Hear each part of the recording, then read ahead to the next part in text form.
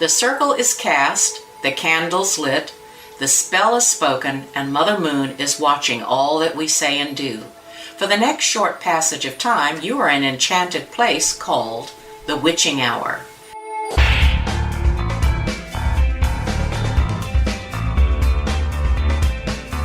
Hi, my name is Elle.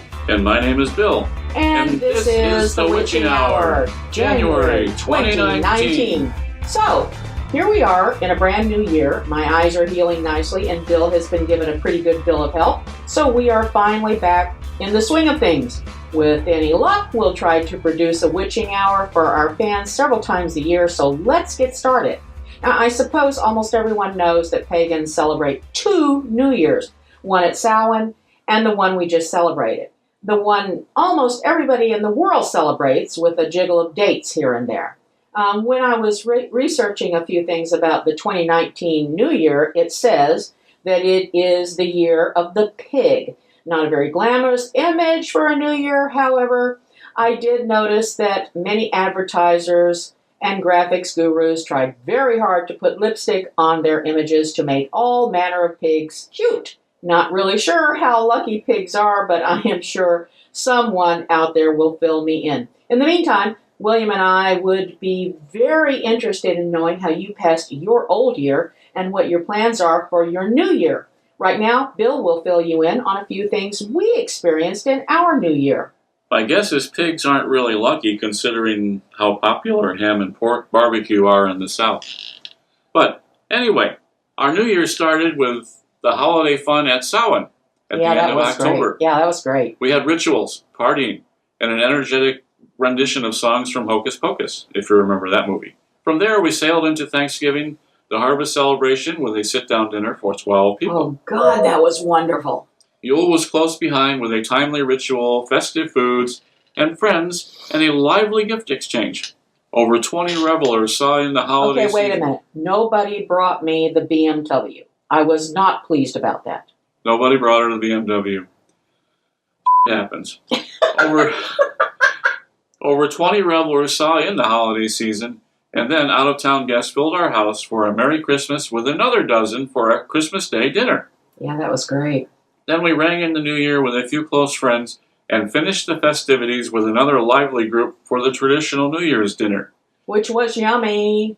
Sorry you missed it. Now we have a brand new year to fill up and a few less large meals to fill up with, if you know what I mean. So hang on and enjoy the good times to come. Okay, so tonight's topic for the new year is a hot one. A friend posted this on our Ancient Path Covenstead page, and we took a look at it and some of the comments and decided this was a podcast worthy of our listeners. It'll also give you an idea of the way other people see us, and especially ones who have written a long article on it, and their impressions. I don't know if you'll like them or hate them, or like some or hate some.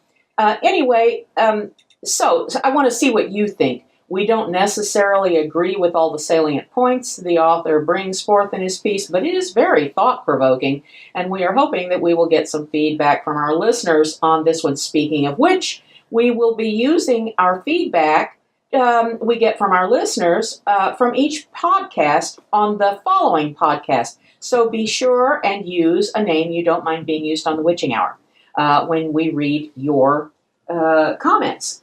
Now, the title of this article is, In America, a Post-Christian Paganism is Struggling to Emerge. Okay, I thought we'd been struggling for several years, but apparently Mr. Do That, who wrote the article, and he's a columnist from the New York Times, he has other ideas, so we're willing to listen to them. Okay, Bill, take it away. So he starts it by saying that here are some generally agreed upon facts about religious trends in the United States.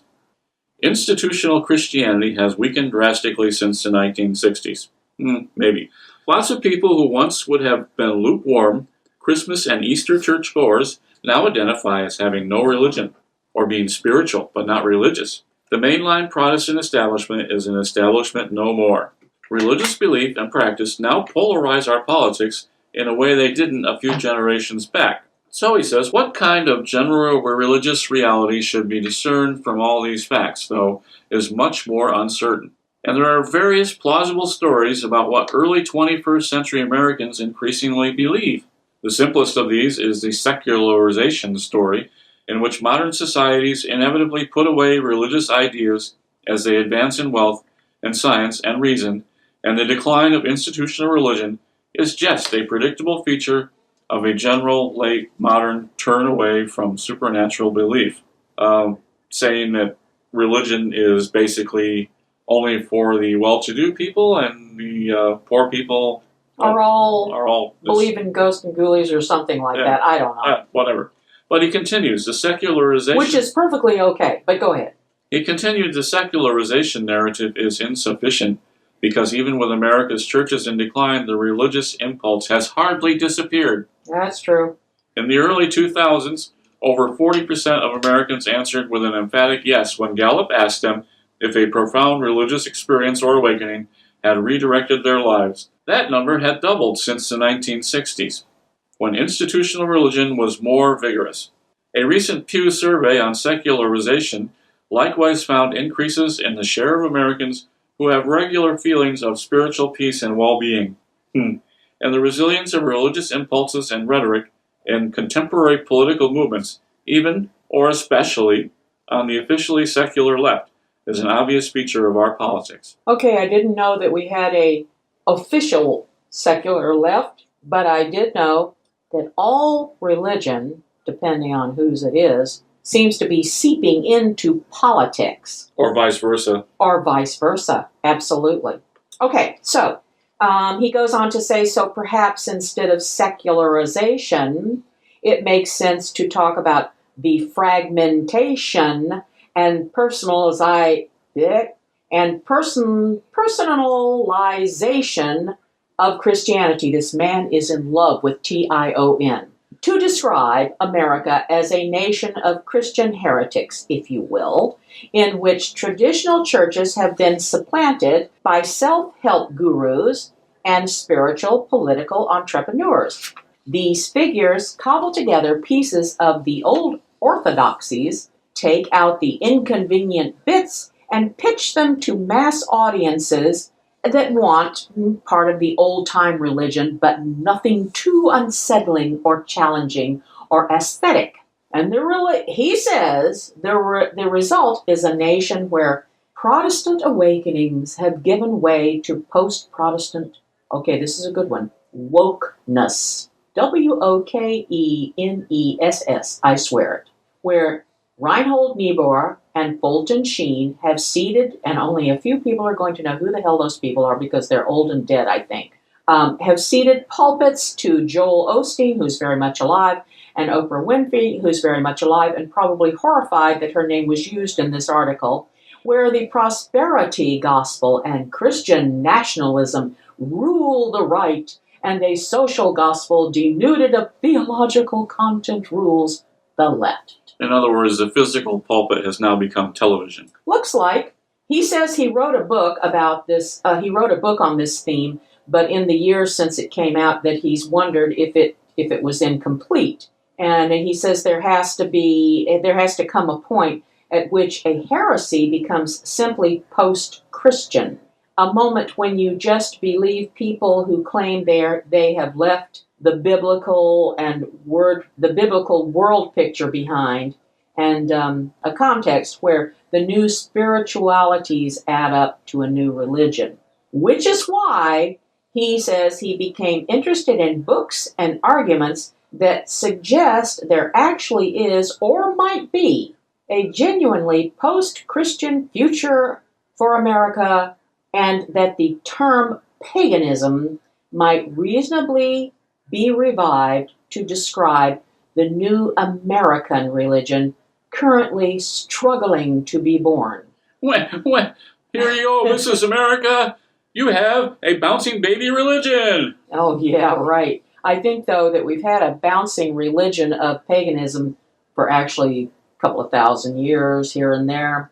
But the deal is that a fascinating version, he says, of this argument is put forward by Stephen D. Smith, a law professor at the University of San Diego, in his new book, Pagans and Christians in the City. Why does that amuse me? I don't know. But anyway, Culture Wars, and this is the second part of the title, Culture Wars from the Tiber to the Potomac.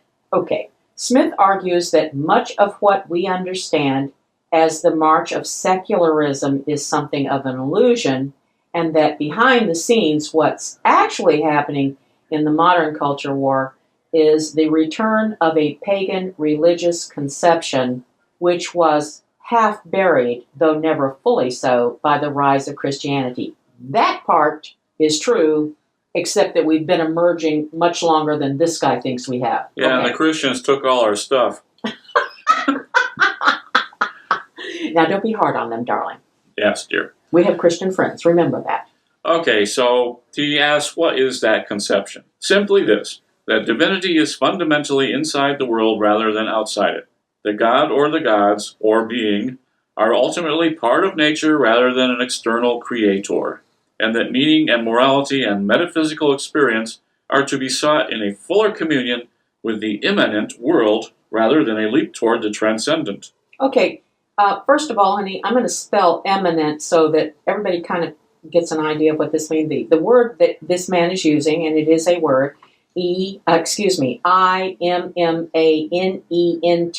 Explain what that means. It means it's an adjective, meaning that it's part of or additional to what's going on in the world. It doesn't mean that it's coming soon. Thank you, honey. Keep going, sweetie. And this paganism, he continues, is not materialistic or atheistic. I didn't know paganism was ever atheistic, but anyway, it allows for belief in spiritual and supernatural realities. It even accepts the possibility of an afterlife, but it is deliberately agnostic about final things, what awaits beyond the shores of this world, and it is skeptical of the idea that there exists some ascetic, world-denying moral standard to which we should aspire.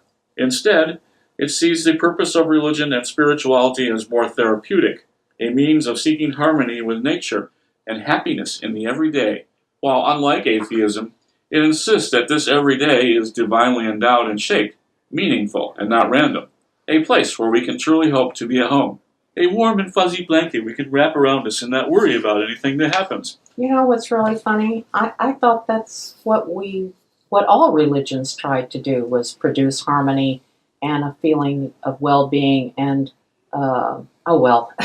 this is very strange, but keep going. In other words, he's inventing religious whoobies. Okay. In popular religious practice, there isn't always a clean line between this immanent religion and the transcendent alternative offered by Christianity and Judaism. But clearly, religious cultures can tend toward one option or the other. And you can build a plausible case for a pagan, quote-unquote, by Smith's definition, tradition in Western and American religion, which in his account takes two major forms. First, there is a tradition of intellectual and aesthetic pantheism that includes figures like Spinoza, Nietzsche, Emerson, and Whitman, and that's manifest in certain highbrow spiritual but not religious writers today. Smith recruits Sam Harris, Barbara Ehrenreich, and even Ronald Dworkin to this club. He notes that we even have an explicit framing of this tradition as paganism in former Yale Law School Dean Anthony Kronman's rich 2016 work, Confessions of a Born-Again Pagan. Okay, I haven't seen that on any bookcase, but maybe it's because I wasn't looking, but I really would like to see it, and I would like to read it. Sign up here, get your pagan books, get your ID card, and become a card-carrying member of the Pagans in the United States. Okay.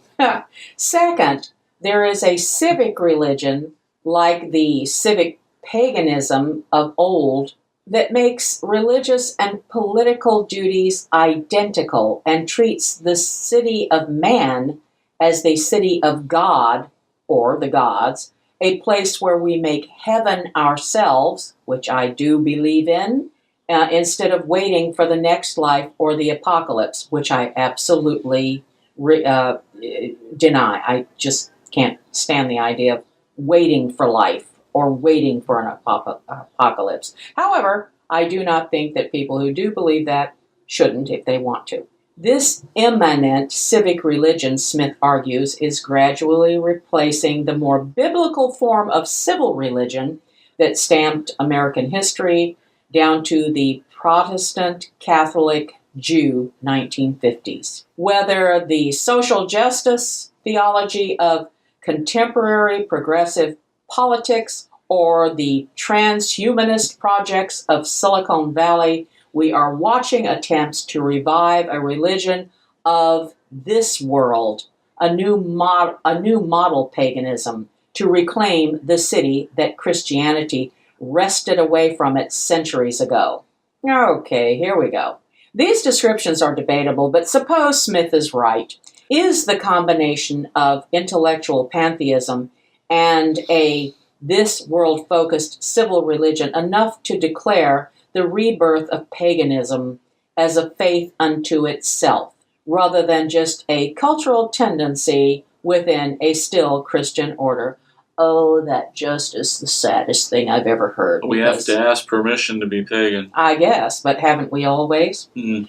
It seems to me that the answer is not quite, because this new religion would lack a clear cultic aspect, a set of popular devotions, a practice of ritual and prayer of the kind that the paganism of antiquity offered, and still does, in abundance. And that absence points to the essential weakness of a purely intellectualized pantheism. It invites its adherents to commune with a universe that offers suffering and misery in abundance, which means that it has a strong appeal to the privileged, but a much weaker appeal to people who need not only a sense of wonder from their spiritual lives, but also help.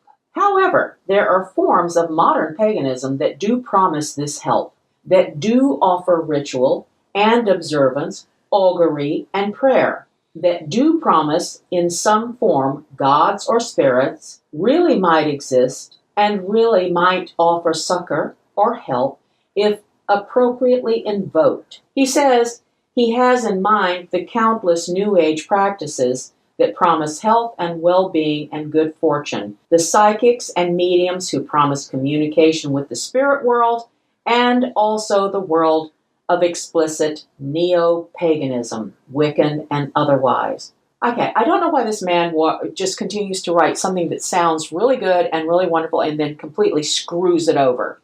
Okay. Its adherents, he says, its adherents may not all be equally convinced of the realities that they're trying to appeal to and manipulate. And he says that he doesn't know how many of the witches, I thought this was really weird. He says he doesn't know how many of the witches who publicly hexed Brett Kavanaugh, I didn't even know that had happened, but I think it's very interesting, really expected it to work. But their numbers are growing rapidly, and there may be soon more witches in the United States than members of the United Church of Christ. I'm going to try not to say anything bad here because I have respect for my Christian friends, but it is a temptation. Okay. Yep. He must have friends that have stock in New Age bookstores. Yeah. Go ahead. So, he continues, what ancient paganism did successfully was to unite this kind of popular supernaturalism with its own forms of highbrow pantheism and civil religiosity.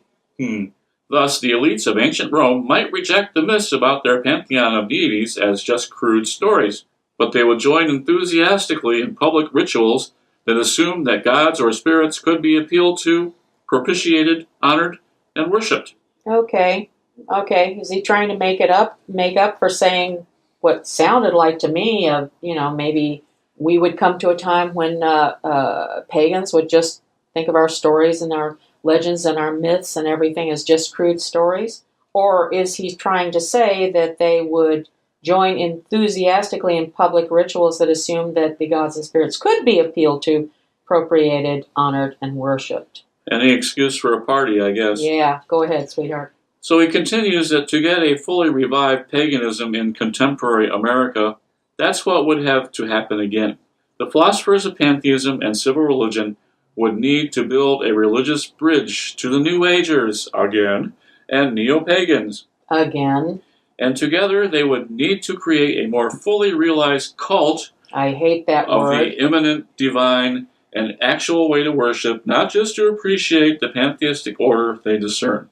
He says it seems like we're some distance from that happening, from the intellectuals whom Smith described as pagan actually donning Druidic robes, Oh, God.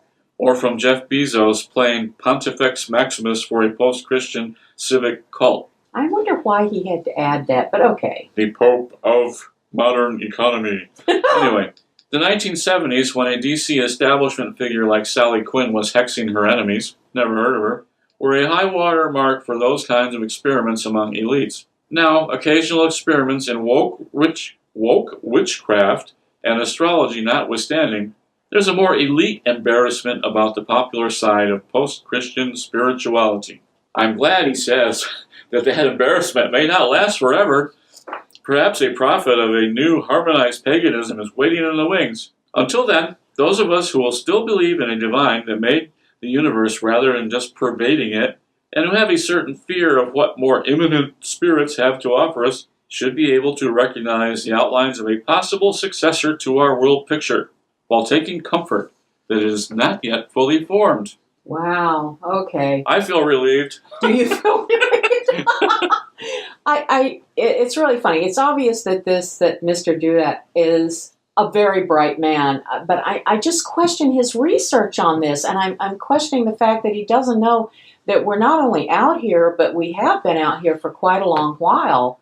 I mean, long before he was born, and that's for sure. I'm talking about, now we're talking about in the United States of America, and I'm surprised he doesn't know how fully formed we actually are. My feeling is that instead of interviewing and quoting authors who obviously studied religion for their thesis to graduate college or just felt like putting words on paper, he should have gone to the nuts and bolts of the pagan religion and spoken to some high priests and high priestesses and actually got a feel for what pagans are feeling and doing today. I think he should have too, and I think he would have found out that we're a little bit further along than maybe those very erudite and famous and wonderful people like Nietzsche and all that. I mean, it's really nice name dropping that into any article. I mean, I'd be proud to do so, but not on this subject.